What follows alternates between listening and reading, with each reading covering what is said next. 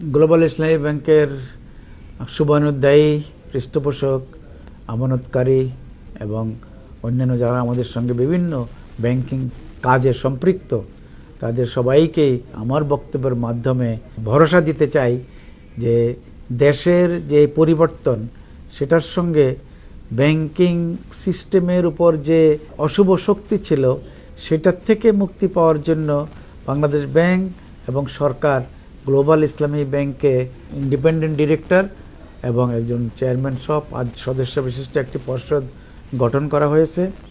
আমরা দায়িত্ব গ্রহণের পরে আমরা আমাদের বোর্ড সভা এবং বাংলাদেশ ব্যাংকের সঙ্গে আমাদের সমস্যা নিয়ে আমাদের যে সভা, সেটি আমরা করেছি। আমরা বিভিন্নভাবে এইটাকে ঘুরে দাঁড়ানোর যে প্রসেসটা, গ্রাহকের আস্থা ফেরত আনা এবং কিভাবে আমানতকারীদের স্বার্থ রক্ষা করা যায়, সেই কাজটাই মূলত আমরা হাত দিয়েছি ইমিডিয়েট।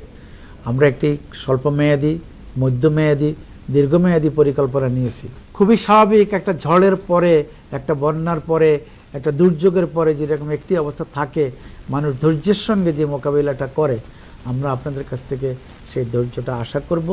আপনারাই আমাদেরকে এত বড় করেছেন, এই ব্যাংকটি অতটুকু ওঠার কারণ আপনারাই, এবং আপনারাই এটাকে আবার দেশের প্রতিষ্ঠান হিসেবে টিকিয়ে রাখবেন।